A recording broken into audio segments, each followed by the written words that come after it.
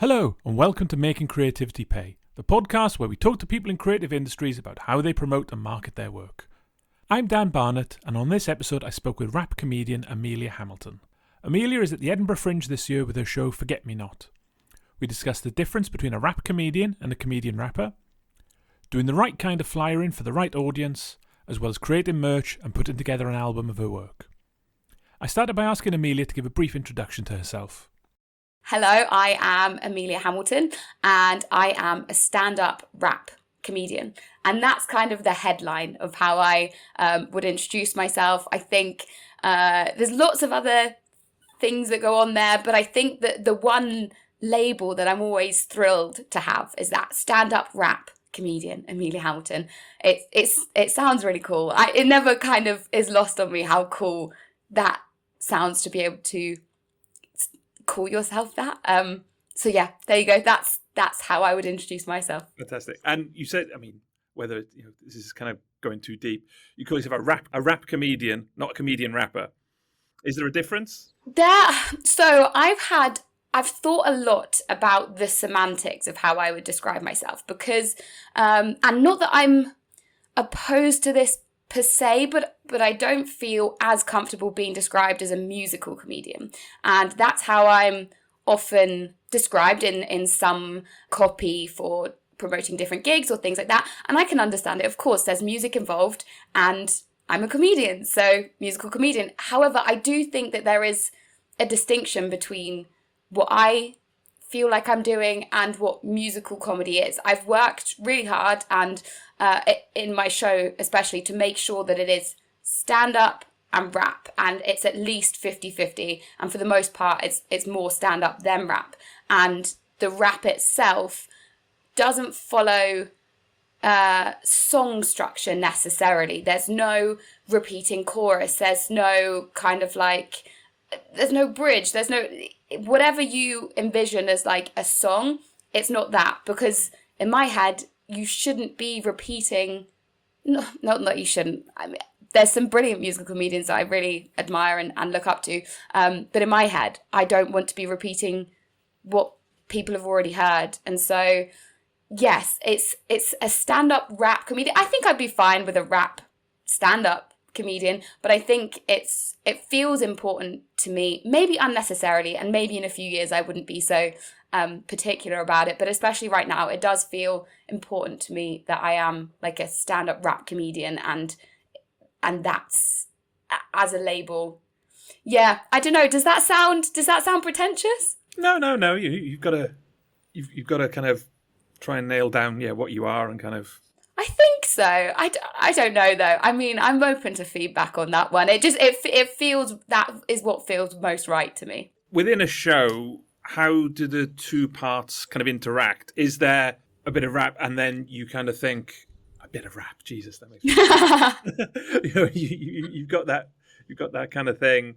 And then you'll put some stand-up to lead into it, or is it the other way around, or does it kind of work both ways? So it will work differently when I'm doing like a full hour rather than a spot at a night or opening for someone or whatever it is. But for the shows, talking specifically about that, I'm opening with rap, and my aim is.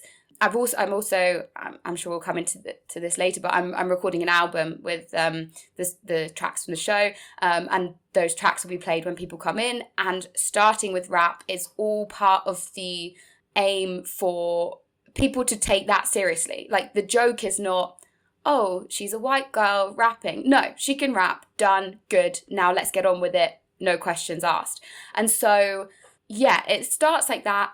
And then I will very quickly undermine myself and, break into stand-up. And then there's extended period of stand-up. And then there is a lead-in in terms of just explaining the premise of what the rap would be about. I think just launching into it, it then takes people a little bit of time to work out, oh, okay, that's what you're saying. If you have a few jokes beforehand that sets up your argument or what you're kind of talking about, then it's easier to go into the rap. But I think, when I first started introducing rap into comedy, I thought people would find it trickier to switch in between the two, but that they don't. I think people get very used to, okay, we've got this rap, and then it stops, and then you move into doing stand-up, and then you do stand-up for a while, and then a rap comes in, and they're various different lengths, and yeah, it really keeps... It's a nice device to have as a comedian in terms of pacing and energy and keeping an audience engaged, because you never know how long it's going to be before that next one. And so I think easier, I think, than people might think, to be able to just go into rap, go into stand-up, go back into rap. Yeah, so that's how it works. But it's I'm a stand-up comedian, and I'd like to be thought of as that rather than just a musical comedian. I think I've made my point there. Stop talking about it, Amelia. You've made the point. You're talking about pacing there. So last year you did, I think, pretty much the whole month up Edinburgh with a 45-minute work in progress. So moving from 45 minutes to an hour, is there much difference in the structure of the two? Well, I think the materials changed quite a lot. With the 45 minutes that I did last year, I think the benefit of that is that it allowed me to be looser, and I could really lean into crowd work in a way that you don't get the chance to in even a split bill or a shorter set, because it's your room, it's your audience, it's your people. How are you going to cultivate that space to be something special and that engages people and feels like a cool thing to be a part of? And so I think moving on to an hour kind of show, it has to be slightly more structured, and you can't be so loose, and you can't leave things open to chance quite so much, because you're looking to people to think that you're good at this, and to, who knows, maybe get nominated for anything or whatever it is.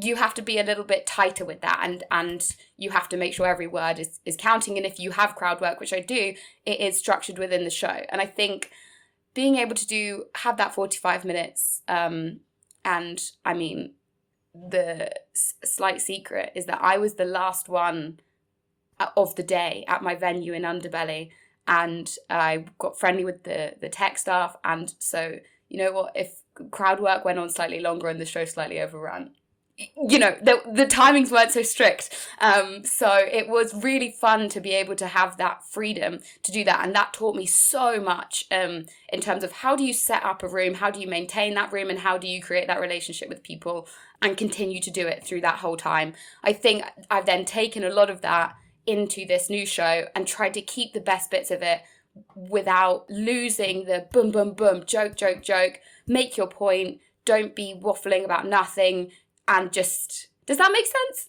Yes. Because like you said, if you've got a set start and an end time and you've got 35 minutes of songs within it, you can't just riff on various things for half an hour, because you can't fit it all in. So you've got to be... Yeah, absolutely. And it's that freedom that really is where the playfulness happens, and you can start to find things, and you can start to not take yourself so seriously. And when you do it every single day for a month, the stakes are so low, especially when you're doing a work in progress. The worst thing that's going to happen is, okay, the show didn't go quite as well, I'll learn from it, I'll do it again tomorrow. You're never far away from the next opportunity to learn from that. So and that's what levels you up as a comedian about Edinburgh. Like the year before, I did a split bill, and I feel like every single year it just like turbocharges your skill set, because you're on stage for so many hours a day, especially if you're doing spots at other people's gigs. And there's some days where it feels like the distinction between being on stage and off stage is very blurred. You're just kind of operating on a level.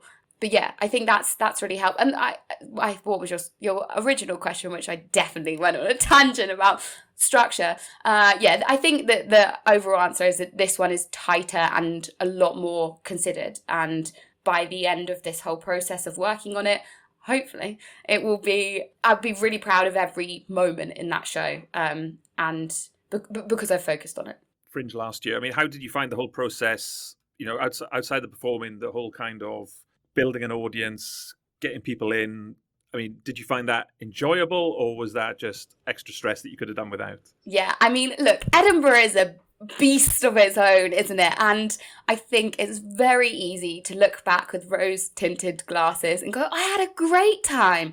Oh, I had the best time. And then I look back through some of the messages I was sending to friends during that time and go, oh, no. You had some tough days there, didn't you, Amelia? Yep, absolutely. I think, in terms of, I'm quite lucky in the sense of female stand-up rap comedian, and being the only one at the Fringe is a useful hook that a lot of other stand-ups who may have niches, you don't get the type of immediate, it's kind of clickbaity. So that's useful. But yeah, flyering is hard. I went up there at the start of the month, deciding I'm not going to spend any money on flyers, because when I went with my split bill, I didn't, that was a free Fringe venue. It was at Banshee Labyrinth, and we filled it pretty easily. I think I underestimated when you go from having a show in a busy bar where it's free for people to just come in, how much harder it is when then people have to pay a tenner or more for a ticket to your show. I then I saw a flyer called Jay. He was fantastic. He was flyering for a show earlier in the day. And I was like, oh, do you have space later in the day? And he said yes. And that was a game changer. And unfortunately, like, that's where money comes in. It buys you that kind of, okay, he was great. He got people in. And the other shout out I have to make is to my sister, who came up and is just chief flyer. Any time that she flyered, the show sold out. And then after she came up the first time, I was like, you've got to come back. Come sleep on my floor. And she brought her boyfriend as well. Shout out to Louis as well. They both came up and flyered, and every single night they flyered and Jay flyered. We did very, very well. So with support, it was great. Had I been in that month with no ability to pay someone to flyer and no extra support from family, I'm sure it would have been a different story. Because it's lonely, it's isolating, and there's so many shows. And also, it feels weird when you start to say to people, yeah, spend your money on me. And then you have to start selling yourself, which is the most un-British thing to do ever. I'm great, I'm really good, you're going to love this show. This is exactly what you want to see. It feels so icky to kind of say that. But if you don't say, it's an incredible show, why? They're not going to come. So it was that taught me a lot about looking at how you market yourself and what is needed to get people in the door. But then also it's about getting the right people in the door, because I had some lovely friends come up as well who were very kind and decided to help flyer, and they flyered everybody. And I think one of my friends flyered the queue to the men's toilets.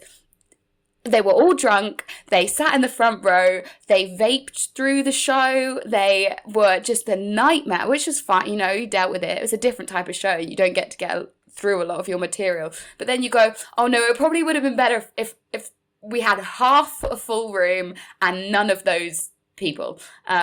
So yeah, it's trying to market who would enjoy this too. It's all fun, it's all play, it's all great, isn't it? But yes, I'm sure if I remove my rose-tinted glasses and think critically about the amount of extra support I had, without that, it would have been very, very tricky. Yeah, it's interesting to say that, because I do some research before and looking through your Instagram, and it's all pictures of you pointing to the sold out boards every day. And so, yes, you kind of look through it and you think, wow, this is fantastic. And that's obviously all that is great. And yeah, that was wonderful. But there's all the other stuff. Of course. Have a wobble halfway through the month and everything else.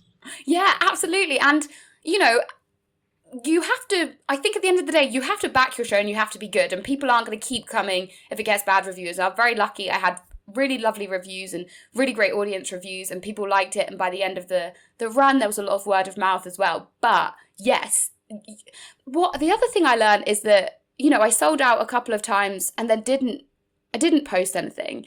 And then you realize, oh, perception is kind of everything, isn't it? Did it happen? It's like if a tree falls in a forest and no one hears it, does it make a sound?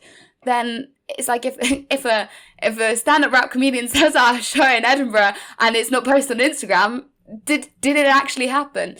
So you do start to learn, oh, okay, it's important to, and again, it feels slightly icky to be like, I've done really well, because I know that there's people for which they didn't have a good night, and they're your friends, and you care about them, and you want to support them. And if you're posting about how great your stuff is going, it feels so insensitive. So it is a balance of between going, I'm proud of this, and I'm really happy that this has happened, and I'd like to tell people, and I'd like to share people, and I'm sure people will be happy for me. But also, you don't want to look like a dick who's like, you want to be sensitive as well. It's a complicated thing.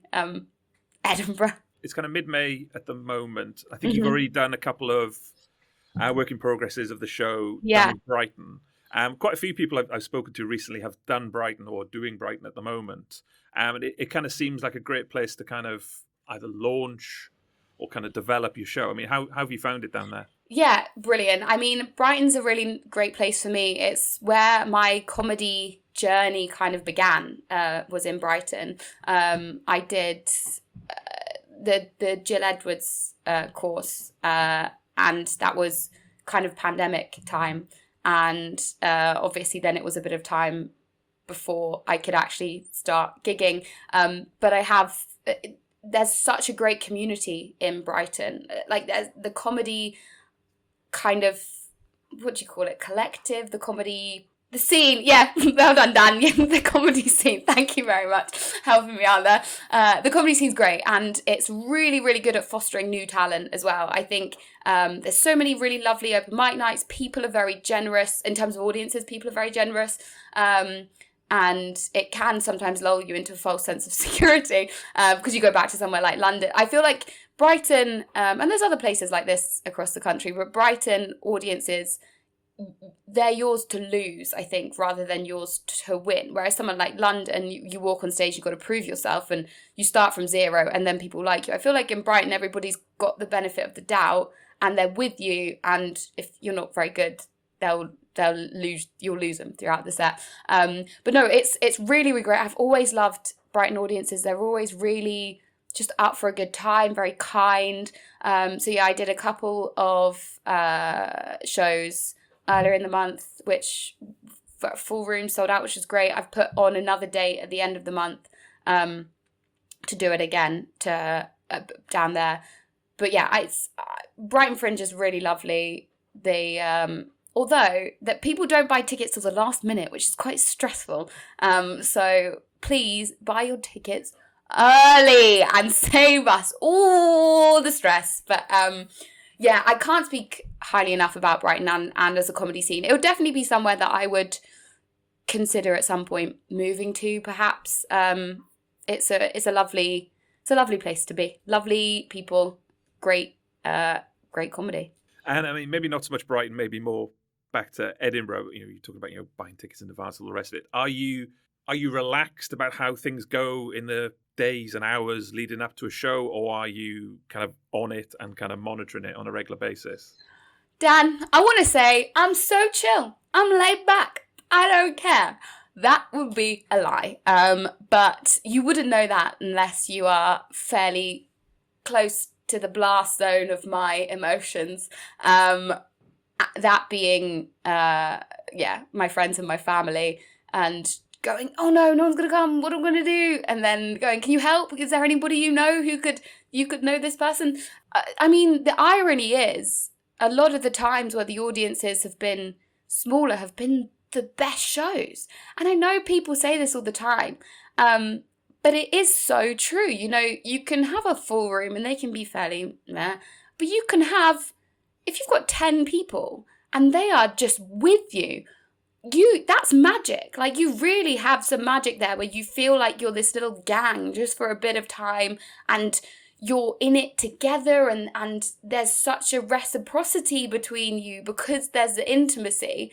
So I do have to keep telling myself it's fine. It doesn't mean that you failed if not a lot of people have come. But yes, I think I will always worry, or not worry, but but need to have a word with myself, go into a bathroom, look at myself in the mirror and say, you've got this, it's absolutely fine, you're going to have a great show, doesn't matter how many people there are, you bring the energy, and I'll just have a real long pep talk to myself before going out. And maybe that's why some of those shows do better, because emotions are slightly more to the surface, and it for a negative or a positive reason. But yeah, I do worry, and I will worry, and I think I will always worry. I dream of the day where, you have a tour and it sells out before you've even set foot out the door to go and travel the country. But yes, I think it's natural to worry, though. I think that's normal. I hope so. Is it normal? Yeah, no. Great. That makes Thanks, sense. Dad. So I think last year I was looking, you were on at 10:15, and this year you're on at 9:45. Yeah. I mean, was it quite important for you to kind of have a late night slot? Did you feel that was kind of necessary, or at least an advantage? I've always liked late night. I've always really, really enjoyed that slightly rowdier, slightly, I don't know, the audiences, they've got a bit more to them, and if they've had a couple of drinks, that's great. I also think in terms of rap, it does better that time. I think it's traditionally the time of day where you would be seeing that kind of medium, enjoying that kind of form. I think it just works best. But yes, I think my split bill, that was 11:15, if I remember right. That was too late. I don't want to do that again. Then I did 10:15, which was fine. And I think 9:45 is the sweet spot for me, especially at Fringe, because the day is shifted, because no one's waking up till very late. So it's 9:45 is practically the afternoon. But yeah, I really, really enjoy a later time. And anytime I've then, you go on to do those even later night shows, and you're on stage at midnight, 1 in the morning, 1:30 in the morning, it feels great. Like, the energy's different.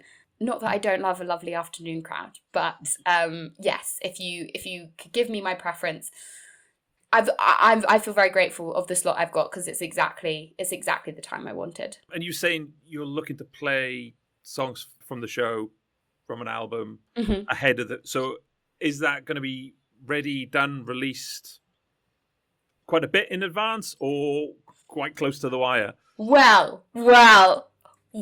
So fingers crossed, everything crossed, touch the wood and pray, it should be done by the 18th of July, which is when I think I'm doing a launch party. My aim is to have it done before then, because I will be selling CDs. I got some great advice, and this comes back into the kind of making creativity pay thing quite well, is Chris Turner. I don't know if you are aware of him. He's another rap comedian. He is over in the States a lot more, and he came to my show last year really kindly, and has given me some really great advice about how you manage the album side of things. Because initially, okay, I'm weaving all over the place, indulge me.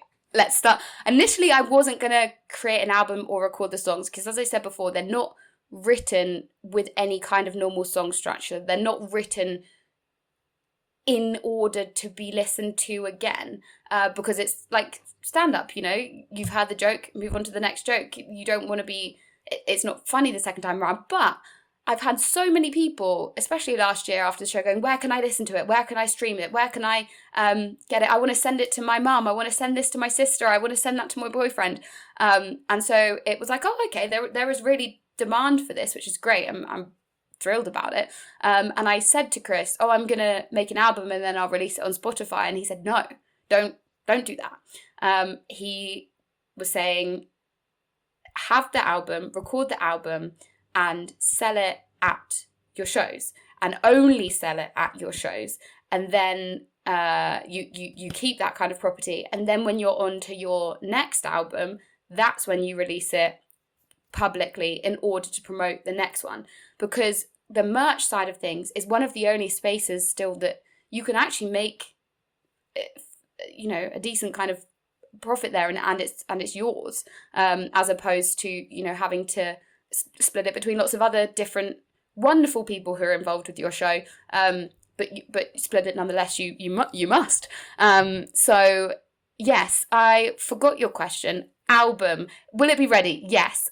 Yes. So I'm gonna have, supposedly, this is all, we're talking in May, and I've got 2 and a bit months to get it all together, and I'm confident that it will. But yeah, I will have CDs.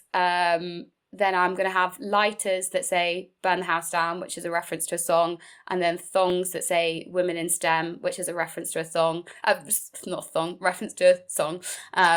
And those will all basically be vessels for QR codes for people to be able to download the album digitally, because obviously not everybody's going to want to buy a CD. You can buy something else, and then you can have a copy of the album there. So yeah, a lot of it is kind of done now, but it's the additional walk-in tracks, which I am writing at the moment, which is lovely to be able to dip my toe back into just straight up rap instead of doing it for comedy, because there is a big difference between writing rap and writing rap that has jokes.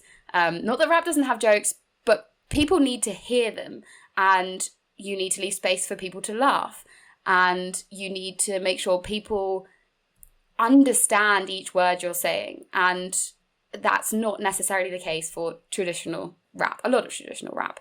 So to be able to go back into that kind of space and, you know, be as quick as I like, be as you don't have to sacrifice some flow for the right word for the joke. That's nice. So yeah, writing that, finishing off things like the last track of the show. I'm really keen to weave in as much other stuff within the show as possible into that, so that kind of is not a finished product until the show is more or less there, because I don't know exactly everything that's going to be kept or not. But I'd say I am, how much of a percentage of the way there am I? I am 70%. I think I'm 70% done in terms of the album, and then I've got the great it's a Bristol comedian called Tom Hutchinson, who's also a music producer. I think music producer who's also a comedian. I don't know how he wants to be described. He's both. He's producing the album for me, and so I'm going to go and record with him next month. So that we should be done. We should be done. We must be done. So that then the CDs and everything can go and get pressed in time. But I will be done. It will. She says confidently. I think you're definitely the first, as far as I know, who's had probably lighters, definitely thongs as a item. I mean, what's the lead time on getting that kind of stuff out?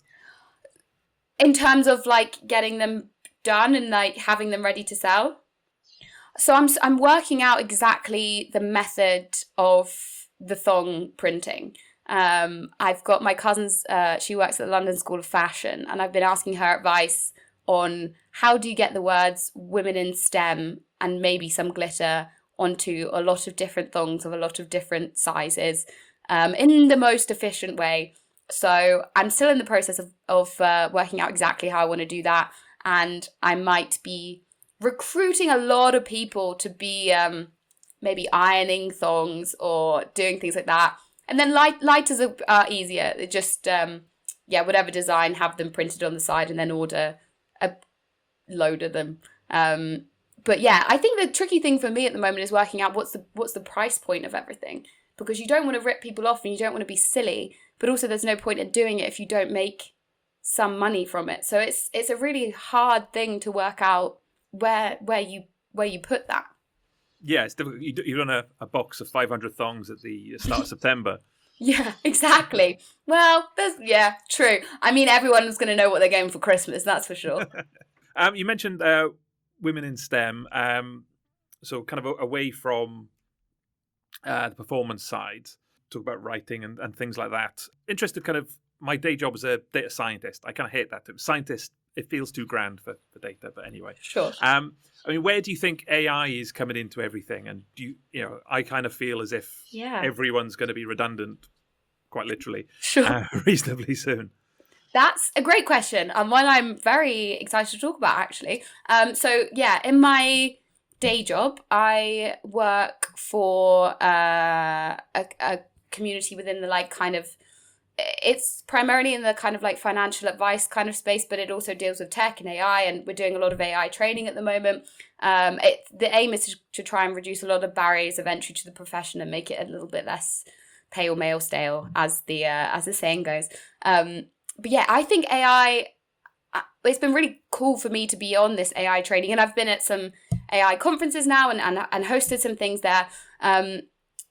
I don't think we're going to be made redundant at all. I think it's very scary, and there's so many things that we need to be apprehensive about and conscious of, and you know, the regulation of all of these things are always years behind where they need to be.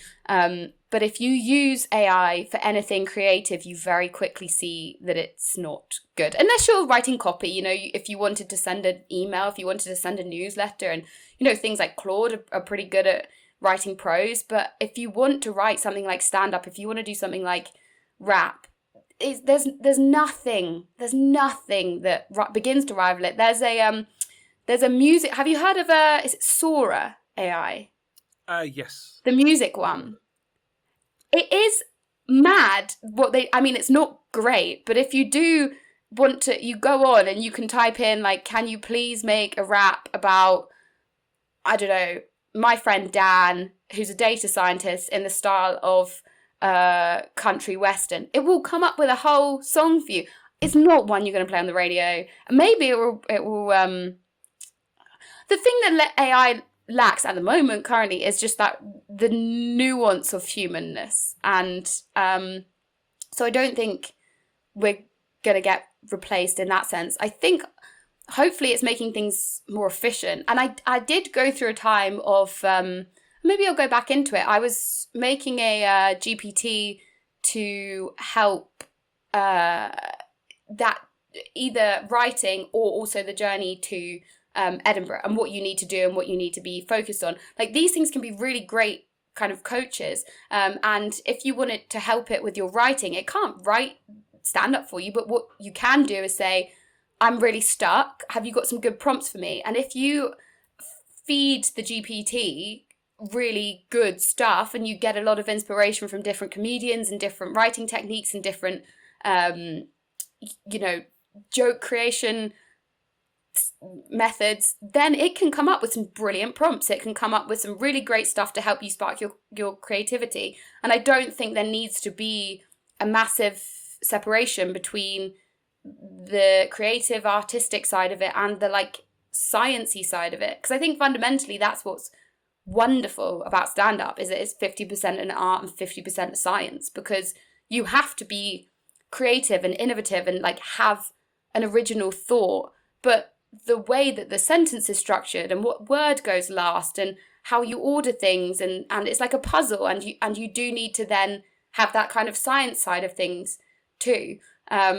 So yeah, I'm excited by what a lot of AI can do, but I also think that I mean, we need to be, yeah, it's very scary, and on a large scale it's really scary, especially when looking at the main thing I'm scared about with AI is the whole thing about how it probably will release a bioweapon in like 2035 or something like that, that could easily wipe out all of us, because all you need to do is like pollute the water a little bit and we're all dead. So worry about that side of AI. Don't worry about it taking your job. Worry about dying through the water being have lead in it or something. That would be my thought. Okay, it's a nice cheery thought. I was going to say, going back to the show, you were saying about doing an album, and I think you also talk about releasing it as a show. Do you have any particular plans, like definite at the moment? So, you know, whether that's YouTube, Next Up, £800 Gorilla, or any of those kind of things, or you just kind of, you want to film it and then kind of see where you go with it? Yeah, I don't know that side of things yet. I think my plan at the moment is to make the best show with the best album and then invite everybody to the show and just be very open to opportunities. I think sometimes if you can be too specific on your goals, you kind of lose some of the exciting things that can happen in the periphery that you might not have thought about before. So I'm trying to kind of, I don't know if you've ever open water swam, Dan. No? Okay. So the way that I'm thinking about this Edinburgh is when you're open water swimming in kind of murky water, you can't really see where you're going. And so you want to put your head down so you're more streamlined, but you have to keep spotting, which is where you kind of lift your eyes just on top of the water for a second before you then turn to the side to breathe, just so you can kind of see sight of, okay, where is the buoy? Okay, it's right there. I'm in the right place. That's kind of what I'm thinking about. It's like head down, you swim, and every now and then you just keep looking up, just check. Is this the right direction? Am I getting there? Are things going well? Okay, great. Put your head down, keep swimming. I think trying to, think about it like that is helpful for me. Talking about musical comedy side of things, I know you're at the Musical Comedy Awards finalist year before last. Yeah. Yeah. I mean, how did you find the experience? I talked to Holly Spiller. Sure. In Yeah. previous episode. I think she was finalist this year, and she said it was kind of great to see lots of other musical comedians, because normally on a bill you are the musical comedian. You don't see anyone else who's doing it. I mean, was it for you? Was it kind of interesting to kind of see lots of other people doing not necessarily the same things? Obviously, like you said, you're the only female rap comedian, sure. but seeing things in the same kind of area. Yeah, it was the first competition I did, and I think just that as an experience is really interesting because it's a complete separate skill set, and I learned so much, especially from the final, in terms of if you're used to playing clubs, when you suddenly, like the finals at Bloomsbury Theatre, it's a vastly different space to perform in, and to see the musical acts who did well, I was like, oh, okay, you've got a whole separate skill set here that I'm not very familiar with, and to see how they used music to fill that space was fascinating, and things worked differently in the Phoenix. That's where the like heats and semis were, which is a smallish group, not tiny. It's pretty, I'd say, but maybe up to 100 people, maybe not that many. Can't remember. Anyway, it doesn't matter. To Bloomsbury Theatre, you got hundreds and hundreds of people, with a big space. I think that the thing that sticks in my brain is just really watching how people performed then. I think seeing different musical comedians, I mean, I'm a huge fan of musical comedy, and most of my inspirations do have at least an element of music within their stand-up. So yeah, I guess it was interesting to see how different people interpret the title musical comedy. And yeah, I can't be saying I'm not a musical comedian if I literally entered the Musical Comedy Awards. So I will pipe down about that a bit. But yeah, I think it's a great form, and it's very versatile. And just because you call yourself a musical comedian doesn't mean that two are even remotely similar. But it was a really formative experience for me, I think. And I remember the night of it, I was really grumpy afterwards. I had lots of friends who came, and it was lovely. And then in my head, I was just like, but you could have done a lot better there. Like, there's all these things that you didn't realise before. And I was a bit grumbly in the back of my head going, but you could have done that, and you should have done that. But I think those are the times where you really learn from it, and you get over yourself, and you go, look, it was a great experience, and you learn so much, and these people are wonderful. And I'm not a huge fan of competitions, but I'm glad I did that one. Just to kind of one last thing, talk about social media and promotion. So, Instagram, TikTok, those kind of things. Are those kind of things something you're going to ramp up July, August, and do a lot more of? Yeah, I should, right? This is a big frustration for me because I love stand-up. I love the live form. I love rap in front of people. It feels... Doing it online feels so different, and it doesn't feel like anything I'm really drawn to. However, that is how things work now. So to ignore it would be foolish for sure. My aim and desire has been to make some music videos and to kind of clip those up a bit so that you make something for the form. Because I think what I find frustrating is that if you put up clips of stand-up, it's not made for being watched like that. You put up... I'm not super into the sketch stuff personally. There's some other people who do a brilliant job at it and are great at it.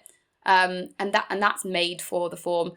Something like a music video, which is made to be viewed on a screen, and then putting that on a screen is something that resonates with me a bit more. But it's just a case of time, money, energy when you've got all of these other things going on. But yes, ideally, I would like to put together at least a couple of music videos and then start to push that out there so that people get a bit of a sense of what the rap side of things looks like. But I also don't want to spoil it, but you got to. You can't, they release a trailer for the film, which basically explains the whole film. So that's probably what you've got to do for yourself. Not that it will spoil the show, but yeah, you're right.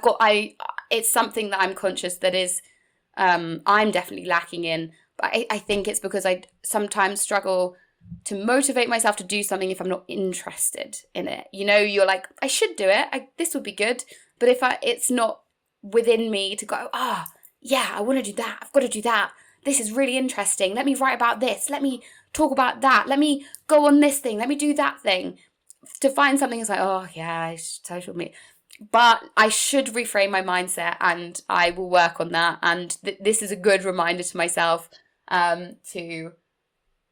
You've just got to find what works for you in those platforms. I think if you try and copy anybody else, or you see somebody doing particularly well at doing one thing, it's their thing. You've got to find what resonates with you and what makes you feel energized and motivated. So I think that will be music videos. So hopefully you'll see a fully formed album and a music video before Edinburgh. Or... No, I'm not going to give myself another option. There you go. That's it. That's what's happening. Watch this space. Watch this space. Thanks to Amelia for coming on the podcast. You can find out more details in the show notes, including where to find her at the Fringe and online. If you enjoyed this, check out our other episodes with a variety of comedians, musicians, authors and others in creative industries. Thanks for listening.